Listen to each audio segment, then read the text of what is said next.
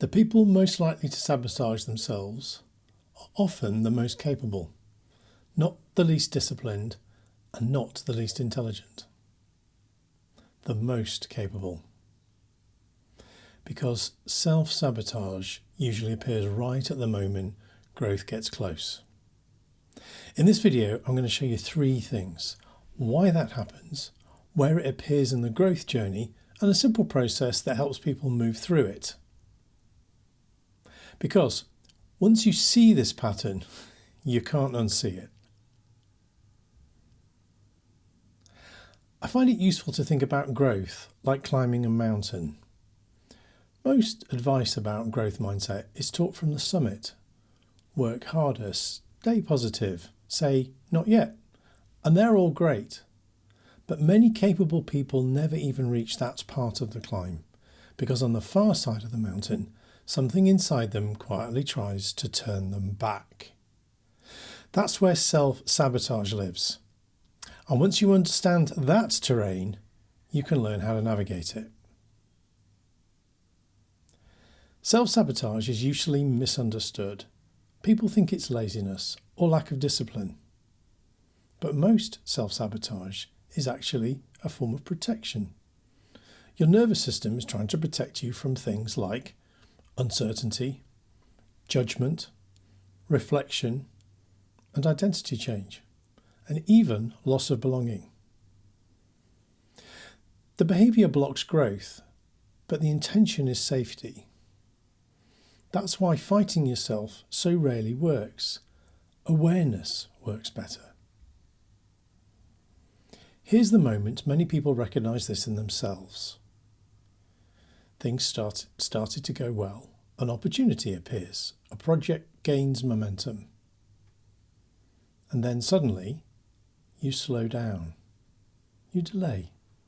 You start overthinking things that were simple before. That moment isn't random. It's your protective system activating. Every person carries an invisible identity ceiling, a level of success that feels psychologically safe. Below it, progress feels exciting. Above it, something changes. You might notice things like procrastination, overthinking, raising impossible standards, starting arguments, or suddenly changing direction. Not because you can't succeed, because success beyond that point would change how you see yourself. An identity change is one of the most powerful psychological threats we can experience. This is where a simple map becomes useful. Imagine 4 zones on the mountain: comfort valley, the edge, the sabotage zone, and courage crossing.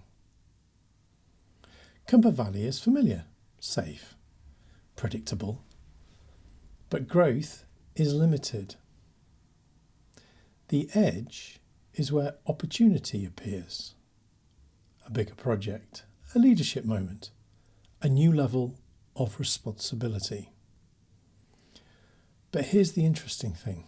Most people don't fail in comfort valley. They fail in the sabotage zone. Right after opportunity appears, right after progress begins. That's when the brain starts telling you to pull back to safety. People delay, complicate, or retreat. Not because they lack the ability, because uncertainty activates the protection system. But if awareness appears at that moment, you can reach courage crossing. And that is where growth actually happens.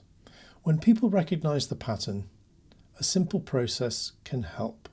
We're going to call it spot, name, thank, and choose.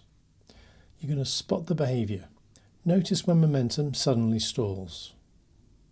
Name what your mind is protecting. Maybe fear of judgment, maybe uncertainty about identity. You're then going to thank that part of you for trying to keep you safe. Your nervous system isn't broken, it's protecting you with old rules. This is where many people make a mistake. They try to eliminate fear.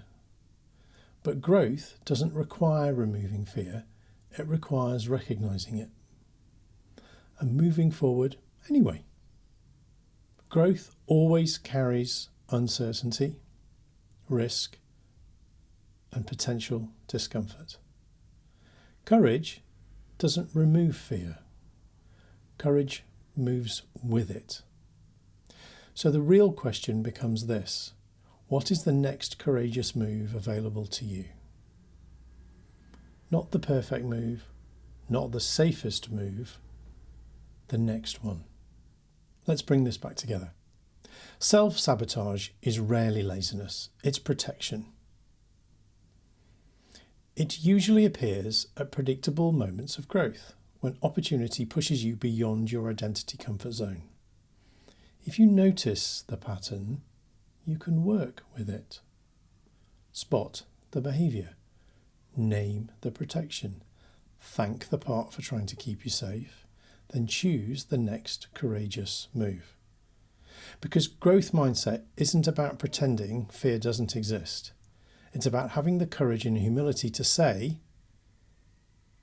not yet, and taking the next step anyway.